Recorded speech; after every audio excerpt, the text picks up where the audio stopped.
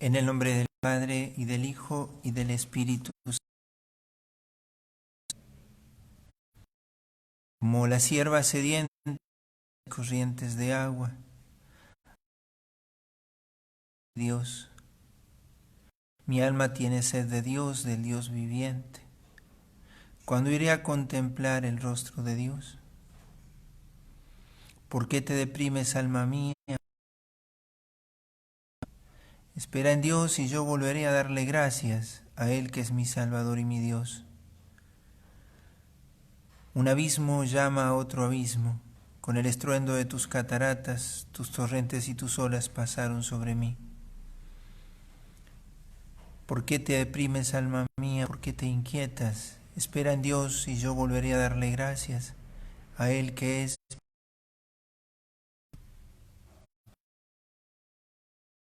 La experiencia del desierto, nosotros le vamos a llamar sobre la mística del desierto,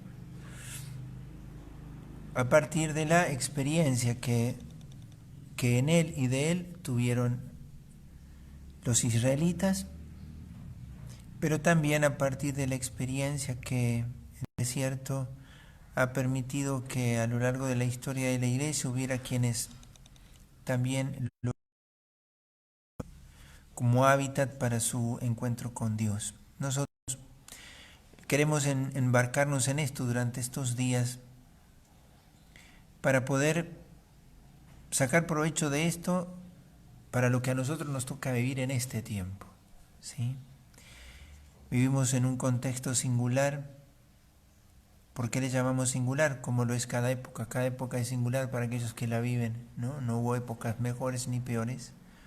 Cuando digo es una época singular, porque de una manera muy evidente, ¿sí?, los hombres estamos muy tentados o muy impulsados a vivir hacia afuera, ocupándonos mucho de las cosas temporales o de las cosas que inquietan y afligen mucho, las cosas de este mundo, con el grave riesgo de perder mucho el centro y perder mucho la intimidad y la intimidad consigo mismo, ¿no? A nosotros nos permite elementos que nos ayuden en lo espiritual, que ese es mi deseo. Después de haber hecho las pláticas sobre la oración, la Eucaristía, sobre la Santa Misa, después de haber hecho con una linda cantidad de fieles los ejercicios espirituales, ahora vamos a profundizar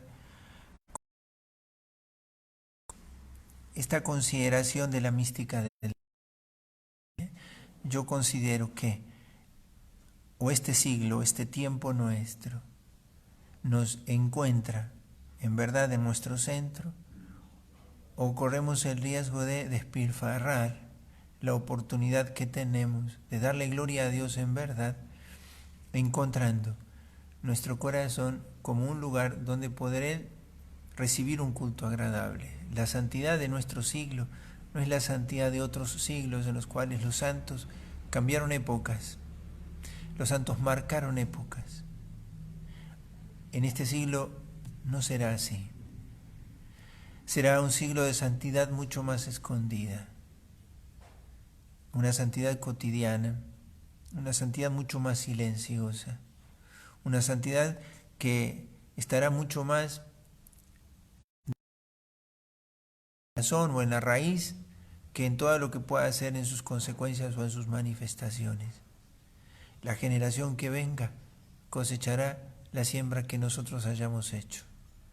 No seremos testigos aquí, pero ciertamente que si hoy nosotros aceptamos el tiempo que Dios nos confía, que el tiempo está hecho con su gracia y nuestra libertad, que nosotros queramos con nuestra libertad volver a ser ese lugar en el que Dios pueda acontecer como lo fue haciendo a lo largo de la historia. No hubo épocas mejores ni peores, pero el Señor acontecerá también a la medida de nuestra disponibilidad.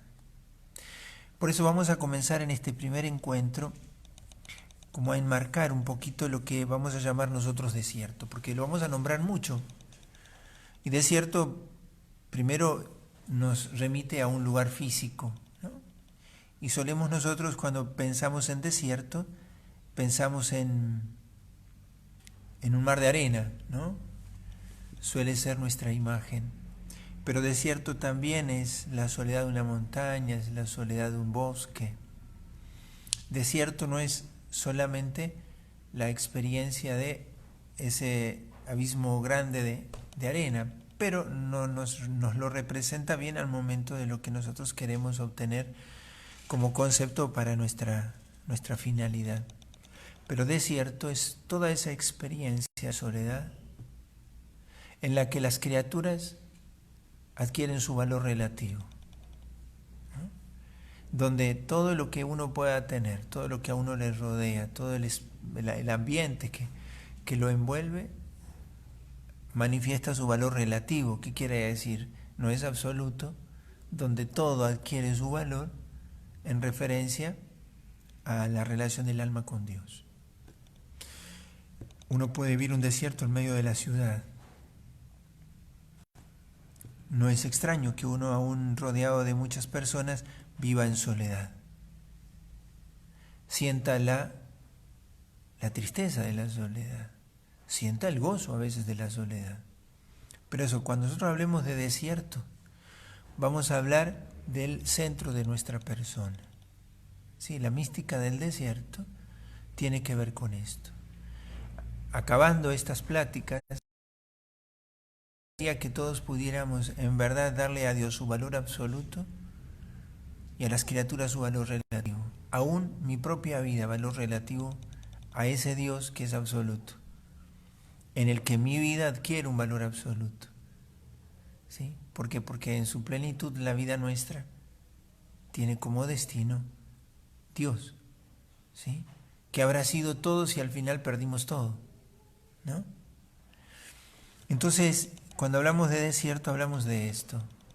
Si nos sirve usar la imagen o la figura física del mar de arena, sirve, de ese largo y extenso campo de arena, pero también pensemos en el desierto de la soledad en la ciudad, el desierto en medio de un lugar muy fértil. No siempre el desierto es estéril, pero en la historia del pueblo de Israel sí tiene que ver con eso, y por eso lo vamos a usar muchas veces. El primer encuentro hoy le vamos a llamar "Un abismo llama a otro abismo". Así le vamos a llamar hoy, un abismo llama a otro abismo, ¿no? La imagen es muy simple, y aquí apelo a la imagen del mar de arena, ¿no? Ese campo grande de arena que puede ser un desierto de arena, ¿no? ¿Qué es lo que puede saciar la sed de ese mar de arena, ¿no? Es un abismo de sed que solo puede ser calmado con un abismo o una inmensidad grande de agua. Procuremos tirar un balde de agua, ¿no? En un desierto, al instante se esfuma. Y yo acabo de rezar al comienzo el Salmo 41. Yo quiero que lo que hoy veamos va a ser a partir de los Salmos. Hoy vamos a introducirnos en esto a partir de los Salmos. Entonces, el tema de hoy es un abismo llama a otro abismo. Y cuando decimos abismo, decimos corazón. Cuánta necesidad tenemos de volver a hacer experiencia de que nuestro corazón es un abismo saciable solo con otro abismo a su talla, ¿no? Las cosas creadas son todas transitorias, mi alma no es transitoria. Todas las cosas de las que yo puedo ocuparme son transitorias, mi alma no lo es. Un abismo llama a otro abismo, Salmo 41, versículo 8. Vamos a dividir en 3 puntos el tema de hoy para que lo podamos ordenar. El primer punto le vamos a llamar "Mi alma tiene sed de Dios". Y yo aquí les voy a enumerar 3 salmos que quisiera que ustedes, si después pueden dedicarle un momento a reflexionar sobre lo que vamos a hablar hoy, puedan hacerlo. El Salmo 40, el Salmo 62 y el Salmo 83. Cuando digo estos números, es la numeración en la Biblia nuestra que está entre paréntesis. ¿Qué es lo que pone de manifiesto? ¿Qué ponen de manifiesto estos salmos?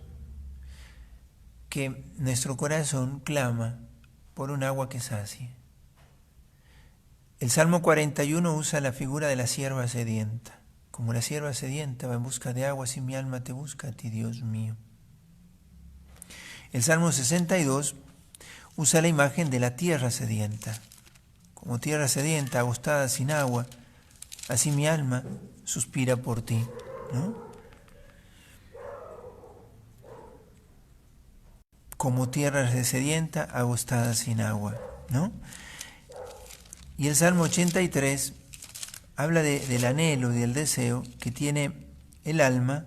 Dice, mi alma se consume de deseos por los atrios del Señor. Mi corazón y mi carne claman ansiosos por el Dios viviente. Los salmos tienen como virtud que es la oración que Dios mismo inspiró para que nosotros tuviéramos con qué dirigirle la plegaria. La virtud del salmo es que yo, al hablarle a Dios, lo hago con sus mismas palabras.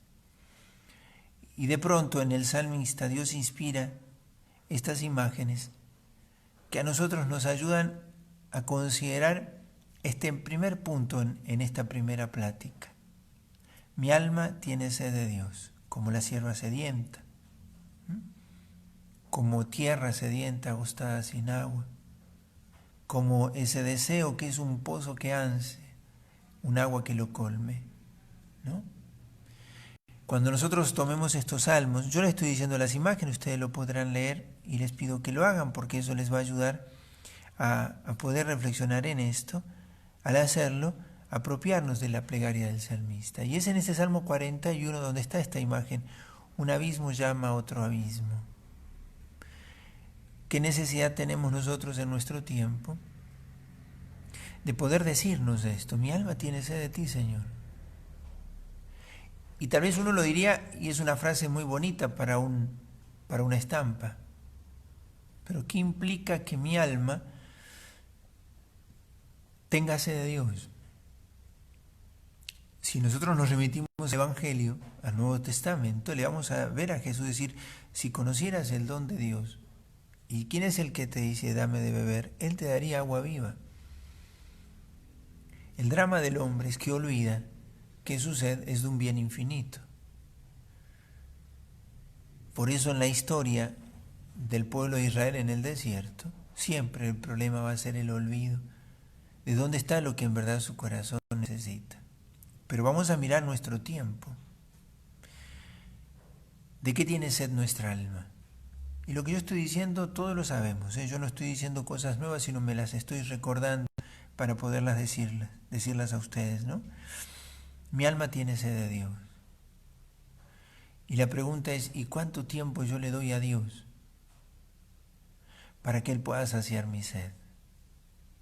¿Y de qué manera Dios puede saciar mi sed? Porque también eso para nosotros en un interno. Vamos a ver algo al final, porque vamos a quedarnos con algo concreto también. Pero lo primero es que yo quería, es que nosotros tomáramos estas imágenes, como la sierva sedienta, como tierra sedienta agostada sin agua, como un abismo de deseos mi corazón que no se sacia, dice, sino habitando en tus atrios, Señor. Estos tres salmos son una oración que claman por algo que sacie. Y en los tres el objeto de esa saciedad es Dios. Quedándonos con los salmos, hay tres salmos, 77, 104 y 105, que relatan un poquito la historia del pueblo de Israel en su desierto. Dios lo sacó de la esclavitud y Dios lo condujo por el desierto. Salmo 107, Salmo 77, Salmo 104 y Salmo 105. ¿Cuál es la constante de estos tres salmos? De que aun cuando el pueblo de Israel saboreó el agua que le dio Dios. Sabemos que el agua que sacia la sed del corazón es Dios mismo. El pueblo, sin embargo, fue una y otra vez renegando de Dios. Y lo vamos a encontrar en esos 3 salmos que de alguna manera relata la historia de Israel. Ahora, aplicándonos a nosotros esos salmos, que fácilmente también nuestros corazones olvidan que Dios es lo que desea nuestro corazón, que es Dios lo que en verdad nuestro corazón anhela. Y que fácilmente nuestros corazones se vuelcan hacia las criaturas y se dejan afligir y angustiar por ellas.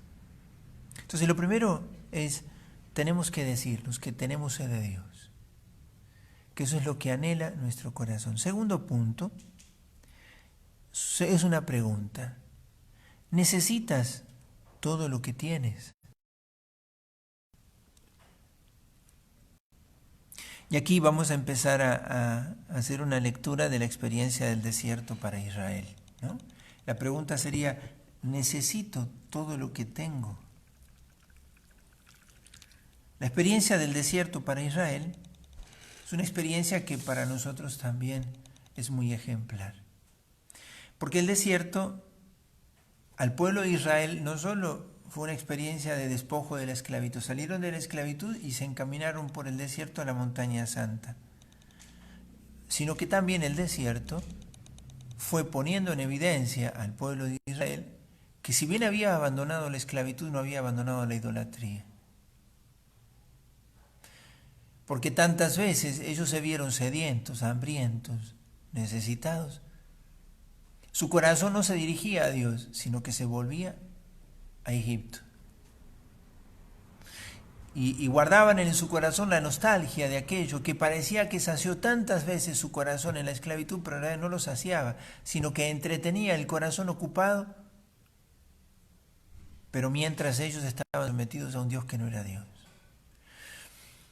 Y aquí es donde está también para nosotros una gran lección, ¿sí?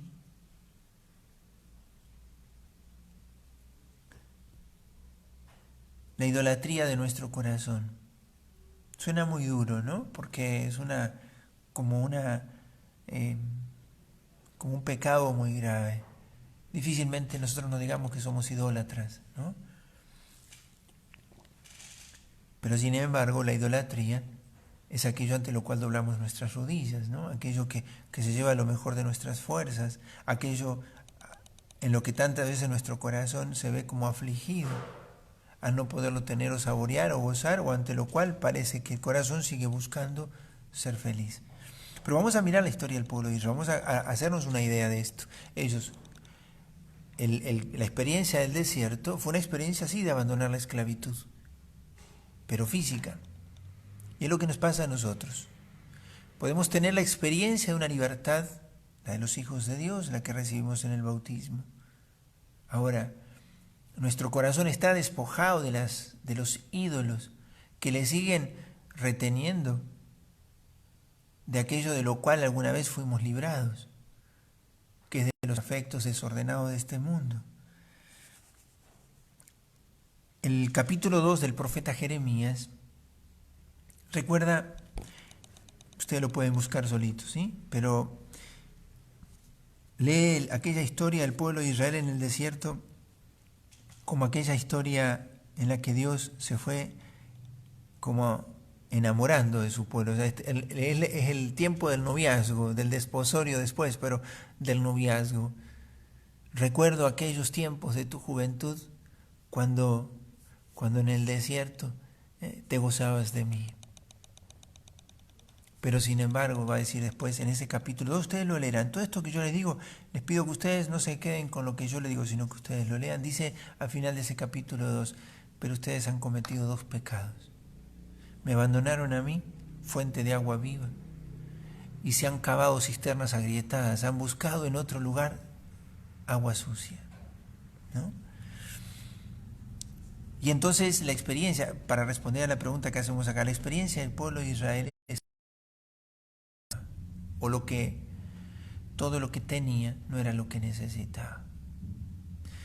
Quiso quedarse con con aquellas infidelidades que fue cometiendo, o sea, buscando en otros dioses, sirviendo a otro Dios, renegando del Dios verdadero.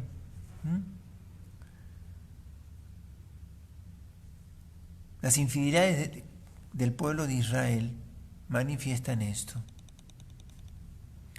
que seguían teniendo en su corazón cosas que no necesitaban y que le seguían reclamando, ¿no?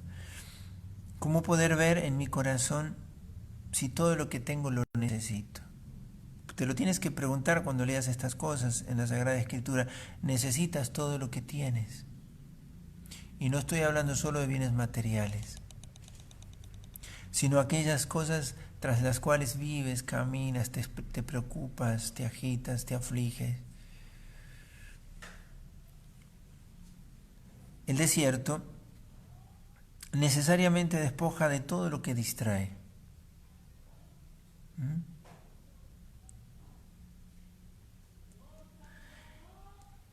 El desierto también nos libera de toda seguridad temporal. En la soledad, en nuestro propio desierto, nuestra propia soledad, aflora todo aquello a lo cual nuestro corazón está inclinado. Si nos imaginamos el desierto reclama un equipaje liviano. Quien se embarca en el desierto, cargado con muchas cosas, les durará poco lo que carga, porque todo le empezará a molestar. Qué lindo es poder hacer esa experiencia de todo lo que tiene nuestro corazón y no le es necesario. Y también lo que yo diga no sea tan fácil verlo, porque nosotros todo lo medimos por lo que sabemos y por lo que nuestra inteligencia puede llegar a ver o decir. De lo que yo estoy hablando es una experiencia aún mucho más profunda que se hace en la experiencia de oración. En estos días en los cuales estamos más en soledad, más en recogimiento, más dentro de casa, ¿sí? Aflora mucho más lo que hay dentro, en nuestro corazón. Entonces, de pronto nos damos cuenta que nuestro equipaje es mucho más grande de lo que yo necesito. ¿En qué estaba ocupando mi tiempo? ¿Qué es lo que yo estaba haciendo? Por lo cual me afligía tanto y me agitaba tanto.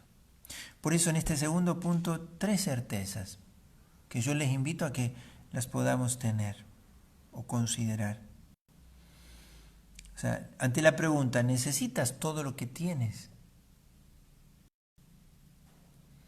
3 certezas que te da el desierto.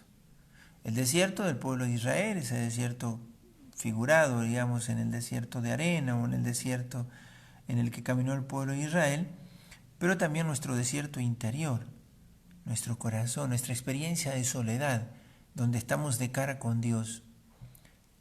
Las 3 certezas. Basta solo Dios. ¿Frente a qué? Frente a todo lo transitorio. Es muy duro decirnos esto, porque aún las personas que más amamos no nos pertenecen. Nuestros trabajos, nuestros logros, nuestras empresas, transitorio. Solo Dios. En el desierto, el que emprende ese camino figurado en el pueblo de Israel, pongámoslo allí, mantengamos esa imagen, de pronto, para caminar, ¿qué es lo que va a necesitar? ¿Sí? La fuerza que le da aquello que le impulsó a emprender el camino. Si nosotros somos conscientes de quién es el que anima nuestro camino y el que sostiene nuestro camino, descubriremos todo el valor relativo que tienen las cosas, aún las preocupaciones, de las que tenemos que ocuparnos, pero a las que no tenemos que entregarle el corazón. Entonces la primera certeza que nos da el desierto es que solo Dios. Todo lo demás tiene valor relativo. ¿En orden a qué? A esto, a Dios, a que me ordene a Dios, a que me encamine a Dios. Entonces, solo Dios frente a lo transitorio. Segunda certeza, eres nómade. Nómade quiere decir, no eres para el desierto, no eres para este mundo. ¿Sí? El pueblo de Israel vivió nómade en el desierto, fue itinerante. La carta a los hebreos nos lo va a recordar. No tienes aquí ciudad permanente. ¿Y esto frente a qué? O sea, otra certeza del desierto es que no puedes instalar allí tu hábitat. O sea, no está aquí. No está aquí. En este mundo, Dios todavía se te da de modo transitorio. No te has de quedar instalado en nada de aquí.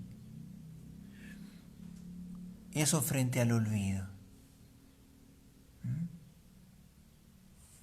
¿Frente al olvido de qué? ¿Por qué emprendiste el camino y hacia dónde vas? Porque el riesgo es olvidar dónde está en verdad nuestro puerto. Eres nómade. Y tercero, hay otra certeza que nos tiene que acompañar en esta experiencia del desierto, es que el desierto florecerá. Esto está en las Sagradas Escrituras, en Isaías 32:15, Ezequiel 47 del 1 al 12, esta imagen de que no será tan larga la prueba del desierto. No será tan prolongada la sed de tu corazón que Dios en un momento no la llegue a saciar. Dios no demorará más de lo que tu sed pueda soportar. ¿Y frente a qué? Esta experiencia de que el desierto florecerá. No le vemos florecer él todavía. Tenemos que sufrir las penurias del desierto, tenemos que sufrir las penurias de tener nuestra alma en esta condición tan débil y tan frágil, tan a merced de los sentimientos, de los afectos, de las emociones.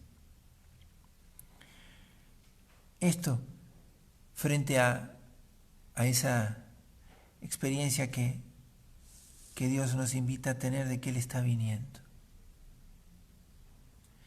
De que en este instante de mi vida está regado por su gracia, porque Él está viniendo.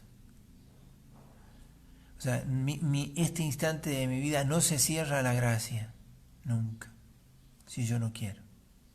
O sea, ¿qué quiero decir? Que ningún instante es estéril en el gran plan de Dios o en la gran historia de mi fidelidad con Dios. Y muchas veces estas fidelidades las vivimos en soledad, en verdad. En el olvido de las personas, no valoran lo que yo entrego, lo que yo hago. Entonces, ante la pregunta, ¿necesitas todo lo que tienes? Piensa en esto. Solo Dios. Lo demás es relativo. Adquiere en verdad su valor relativo cuando yo me afianzo en esta certeza de que solo Dios. Eres nómade. ¿Sí? No olvides a dónde vas. Cuando vayas a descansar cada noche, cuando entres en el silencio de la noche y se abra para vos el firmamento que se tiene que haber abierto con una inmensidad maravillosa para quienes caminan en el desierto. Ese firmamento inmenso que es Dios. Porque por la noche el ruido de las criaturas cesa. Uno se ocupa menos de fuera. Cuando uno tiene miedo de encontrarse en su desierto con ese firmamento inmenso de Dios, lo llena de cosas. Para estar atento, ¿de qué lleno yo mis silencios? Soy capaz de apagar todo y de callar todo y dejar que mi corazón, como sierva sedienta, clame por Dios, como tierra agostada, como un abismo de deseo, el anhelo de la casa de Dios aflore en mí de nuevo. ¿Qué sed me guió en este día? ¿Qué ansias animó mis búsquedas? Necesito todo lo que tengo. Necesito todo lo que hoy decía. ¿Por qué acabado el día a veces estoy afligido, angustiado, triste? ¿No será porque deseé saciarme en lo que no me sació o en lo que no estaba hecho para saciarme? Y el desierto florecerá. No hay instante en el que la gracia no pueda hacer fecunda tu vida. Estas tres certezas tienen que acompañarnos siempre. Y tercer punto, y ahí viene la otra pregunta, ¿tienes todo lo que necesitas? Porque podemos tener muchas cosas y muchas de ellas no necesitarlas. Pero la tercera pregunta, ¿tienes todo lo que necesitas? Y aquí viene otra vez la experiencia del pueblo de Israel, ¿no? El pueblo de Israel tuvo siempre lo que necesitaba, pero no siempre se valió de ello.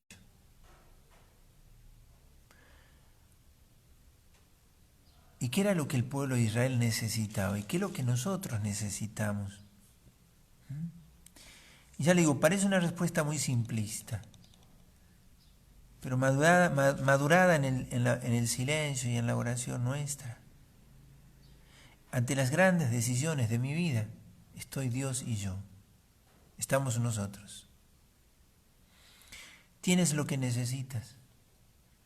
Tienes la confianza necesaria en Dios. Le crees a Dios. Lo tienes a Dios. Es una pregunta tan elemental.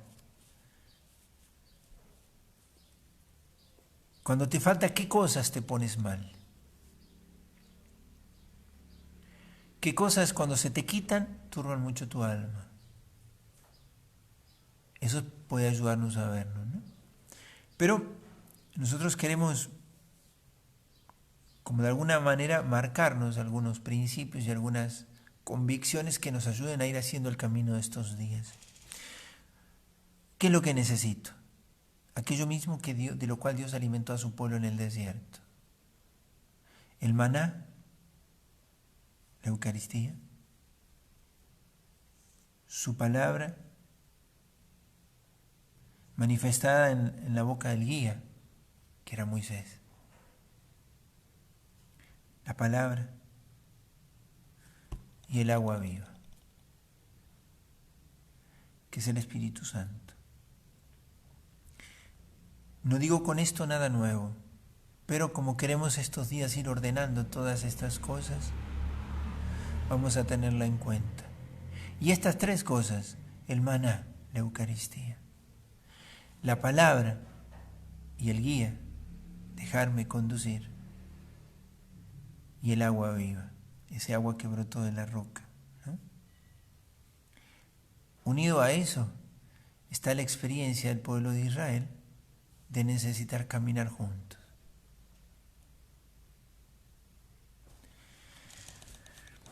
Estas tres cosas, estos tres puntos son los que hoy quería yo que enmarcaran nuestra introducción. En realidad vamos a ir profundizando en algunas cosas.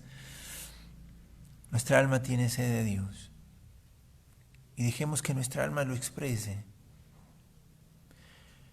Busquemos los espacios de soledad y de silencio. Entremos en el desierto para que nuestro corazón quede en evidencia de aquellas cosas que le estorban y aquellas cosas que en verdad le son un refugio. Necesito todo lo que tengo. Y ahí tengo estas tres convicciones, solo Dios. Soy nómade y mi desierto florecerá. O sea, no dudar de que Dios está trabajando por mí. Y entonces, el tercer punto, que es otra pregunta, tengo todo lo que necesito. De aquello que en verdad tiene que serme auxilio y refugio en el desierto. Ya vamos a ver después en otro punto lo que dice los Salmos respecto a eso. Entonces estas tres cosas, y vamos a considerar, así ahora como para enmarcarlo en este contexto en el que nosotros queremos meditar en esto, ya como para invitándolos a que lo puedan ir haciendo reflexión en su propia vida. Vivimos en un mundo que elige vivir sin Dios. Y decirlo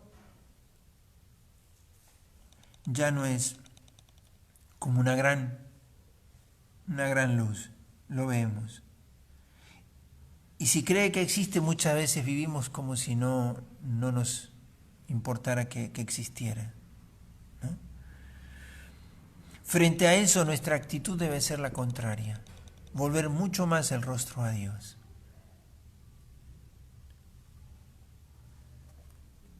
Pero tener en cuenta esto, la búsqueda de Dios es en la penumbra.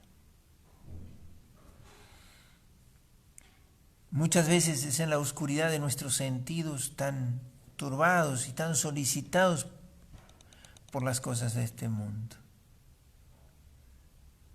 La fe es un modo de conocer que para nosotros todavía se da en el límite de nuestros sentidos, atrofiados tantas veces por la fragilidad de nuestra carne. Entonces, un mundo que elige vivir sin Dios, yo he de buscar mucho más el rostro de Dios. ¿Dónde resplandece el rostro de Dios? En tu alma, en nuestra alma. Y busca manifestarse cada vez más, porque ese deseo del Salmo 41, del Salmo 62, del Salmo 83, San Pablo, en la carta a los Romanos, expresa de alguna manera como develando lo que estos salmos de alguna manera expresan. ¿Sí? Está en Romanos 8.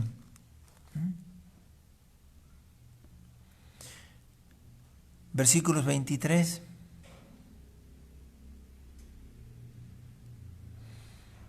y 24, si quieren, pero el 23 sobre todo dice: nosotros, que poseemos las primicias del Espíritu, gemimos interiormente anhelando que se realice la plena filiación adoptiva, la redención de nuestro cuerpo.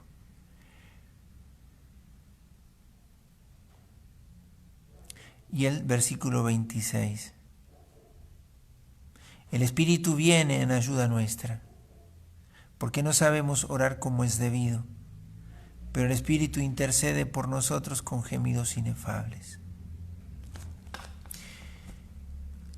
Estos dos versículos de San Pablo en la carta a los Romanos pueden ayudarnos como para concluir este primer encuentro, que es como una pequeña introducción. Hay un abismo, que es mi alma, que clama por un agua que le sacie en verdad. Estoy hablando del Salmo 41, versículo 8. Y ese abismo clama por otro abismo que esté hecho a su medida, ¿no? Y entonces solo Dios puede calmar esto. Y entre la sed de mi corazón y el agua que es Dios, yo he de poder descubrir, ver, reconocer dónde vuelca mi alma su boca para saciarse. Y decirnos estas cosas que dicen los salmos y hacer la oración nuestra. Bueno, con esto yo les invito a que así podamos iniciar nuestro camino. Yo les quiero ayudar a que podamos ir aprendiendo las cosas de nuestro corazón. ¿Qué le enseñó el desierto al pueblo de Israel? Primero, la cercanía de Dios. Y yo quisiera que ustedes también reconocieran la cercanía de Dios, todos los modos de cercanía de Dios. Segundo, el ejercicio de la paternidad liberadora de Dios. Dios te quiere libre. Tercero, la alianza. Dios quiere un trato con nosotros. ¿Qué necesidad tenía Dios de ustedes y de mí? Y entabló una alianza. El desierto le enseñó al pueblo de Israel también la intimidad. Lo enamoró en el desierto, dice el profeta de Dios y su pueblo. Y al desierto le llevará cuantas veces le quiera volver a enamorar. Y eso también lo vamos a ver en los profetas, que por qué la figura del desierto será siempre el recuerdo del primer amor. El desierto le enseñó la escucha al pueblo de Israel, que cuando dejó de escuchar a Dios y escuchó los clamores de un corazón, anhelaba aquellos ídolos que había dejado o que parecía que había dejado, otra vez volvía a confundir su camino. Y entonces el desierto le enseñó la escucha, dónde debía escuchar. El desierto le enseñó también la fidelidad de Dios. Dios una y tantas veces, el pueblo era infiel, Dios tantas veces renovaba su fidelidad.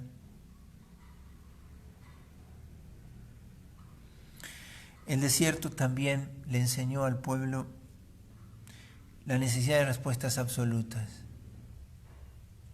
¿Quieres la libertad? Renuncia a tus ídolos, sin condiciones. ¿Por qué? Porque en los momentos de la prueba esos ídolos te reclamarán. Y el desierto le enseñó también al pueblo de Israel a abandonarse en las manos de Dios, dejando las falsas seguridades que ofrecen las cosas de este mundo. El profeta Isaías usa esta imagen, ¿no? Una madre podría olvidarse de su hijo, yo nunca. Yo te llevo grabada en la palma de mi mano. Así habla Dios de Israel. Yo te saqué de Egipto, te traje y te conduje por el desierto con mano poderosa y brazo firme. Y entonces, ¿qué me ha de enseñar a mí? La experiencia de mi propio desierto. ¿Qué hay en mi desierto, en mi historia personal con Dios? En este momento de mi vida en las que yo necesito que Dios me muestre de qué cosas tengo que librarme y no necesito, y qué cosas que necesito y las tengo que forjar. ¿Por qué? Porque mi alma tiene sed de Dios. Entonces les invito a que este primer día recemos con estos salmos, el 41, el 62 y el 88. Si quieren mirar el Salmo 77, 104 y 105, es una lectura espiritual de la historia del pueblo, y ver pero prestarle atención a los versículos como una lectura atenta, como aquel pueblo que conoció el poder de Dios y sin embargo olvidaba al Dios que le libraba y se volvía infiel. Y empieza a mirar tu corazón para que te digas a ti mismo, mi alma tiene sed de Dios. Y hacer de eso oración, para que el Señor también en estos días nos enseñe algunas cosas, las que Él quiera, las que Él quiera irle develando a cada uno, para poder madurar en su vida espiritual. Vamos a confiarle a la Santísima Virgen. Tenemos aquí la imagen de Jesús, el Pantocrátor, y la Virgen de la Ternura, dos íconos. Los íconos tienen como virtud que no somos nosotros quienes le miramos, sino que en esta imagen ellos nos miran a nosotros. Y eso es Dios para con nosotros. Dios es todo ojo, Dios es oteos, como dice, oteos significa el que todo lo ve, ¿no? Dios está volcado sobre nosotros y nos mira, ¿sí? Y eso es lo que expresan estas imágenes. Dios volcado sobre su pueblo, volcado sobre nosotros, ¿no? Volcado sobre nuestro desierto, ¿sí? Para hacerlo un vergel, ¿no? Un jardín florido. Vamos a confiarle a la Santísima Virgen este caminito que vamos a hacer durante esta semana, para que cada día esta pequeña plática nos abra a lo que la palabra de Dios nos quiera decir, porque yo les pido que eso, tengan la palabra a mano, porque es con ella que vamos a trabajar, y para tomar algunos apuntes, y con mucha libertad, y consultando de alguna cosa que por ahí pueda suscitarse aquí, y vean que yo les tenga que aclarar. Igualmente vamos a ir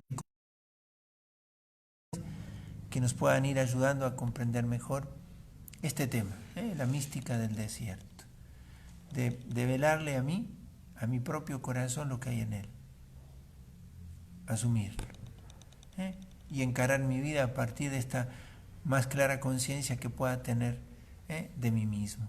Se lo confiamos todo a la Virgen. La Virgen fue un desierto fecundo, ¿no? Donde la palabra de Dios se sembró, donde ella supo tener lo que necesitaba y despojarse de lo que no necesitaba, ¿sí? Y en ese abismo que era el alma de la Virgen, cupo el infinito amor del Verbo encarnado, ¿sí? Y de alguna manera así María se convierte en nuestro modelo en este desierto. Ella es un vacío colmado. La soledad nunca es vacío. Siempre nuestra soledad está ocupada por alguien. Que sea Dios, como la Virgen, ¿no? Es a eso a lo que yo les quiero ayudar, ¿no? La Virgen es ese abismo que clamó por otro abismo, y ese abismo la vino a colmar, que es Jesucristo. El Espíritu Santo la colmó de la gracia, y así quedó colmada de Dios. Dios te salve María, llena eres de gracia, el Señor es contigo. Bendita tú eres entre todas las mujeres y bendito es el fruto de tu vientre Jesús. Santa María, Madre de Dios, ruega por nosotros pecadores, ahora y en la hora de nuestra muerte. Amén.